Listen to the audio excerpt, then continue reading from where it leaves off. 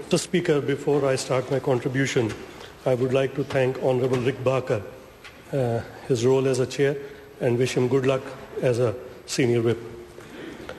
Mr. Speaker, I am privileged to stand on this third reading of Legal Services Bill. Legal aid was first provided in New Zealand in 1912 to ensure that the people of insufficient means were represented fairly. The national government intends to make sure that all New Zealanders have access to high-quality legal system. The government also wants to ensure that taxpayers' money is well spent. This bill will replace the current Legal Services Act 2000. The review undertaken by Dame Margaret Beazley in 2009 identified that this system is open to abuse. This review also identifies that there are inadequate processes to ensure quality and serious delivery of issues. Last year, there were 85,156 legal aid grants costing taxpayers $131 million. The clear message was that this was the time for fundamental changes. The trouble these days is that offenders know their rights better than their mistakes. The Justice and Electoral Select Committee received 24 submissions from lawyers, community law centres and general public. All acknowledged that the need for reform and recommended many changes to be considered. This bill will provide an effective legal aid system that supports the wider justice sector. The legal aid system helps to uphold the principles of and access to justice and equality before the law and natural justice, which helps to build and maintain public confidence in the legal system. Mr. Speaker, the Legal Service Bill will provide an effective legal aid system that supports the wider justice sector. It will create a system in which taxpayers can have confidence and will also provide high-quality legal services by capable lawyers. The focus of this bill will be to reform the legal services agencies, transferring accountability for the administration of legal aid to the Secretary of Justice and creating an independent statutory office who will have an obligation to grant legal aid and ensure that independence of public defense lawyers.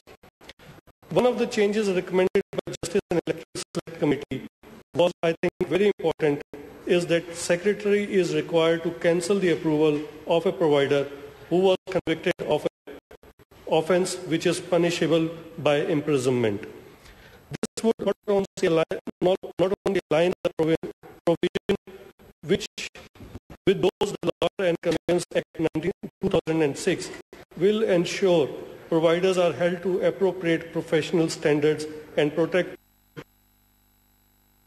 Another change recommended in the amendment is amending by clause 77 by inserting a new subclause 3A.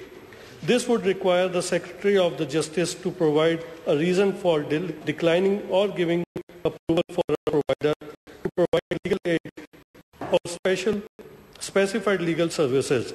This will make Secretary accountable for his decisions. This will create a system in which taxpayers can have confidence and will provide high-quality legal services by capable professionals. The legal aid service is very vital to our utmost vulnerable citizens, and changes made will make proud the users and the providers. We are also confident that the package of challenge will help build more public confidence that legal aid system is providing quality service for those who need it, while giving taxpayers value for their money. Mr. Speaker, this bill shows that Honourable Simon Power, Minister of Justice, has acted speedily to address the issues identified by Dame Margaret's report. We are confident this package of changes will help build more confidence by the public in the legal aid system and provide quality service. Mr. Speaker, I support this bill on its third reading. Point of order, the Honourable Bill English. Here I seek leave to correct an answer I gave in the House today. Leave is sought to correct an answer during question time. Is there any objection? There is no. Which question?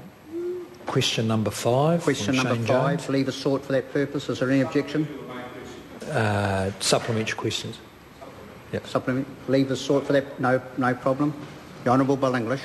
Mr Speaker, I wish to correct an answer I gave to supplementary question from Honourable Shane Jones, question 5 in the House today.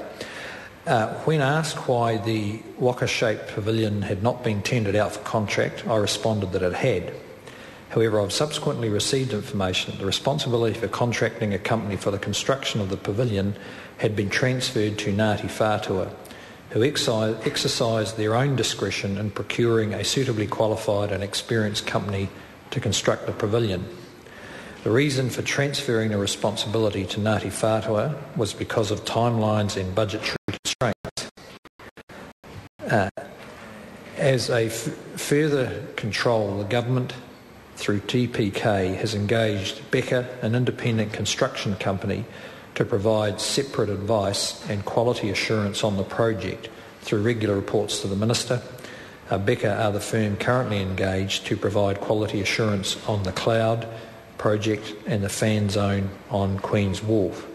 So, Mr Speaker, the answer I gave that the construction of the pavilion had been tendered out for contract was not correct. Jacinda Ardern. Thank you, Mr Speaker. It's my pleasure to speak on the final stages now of the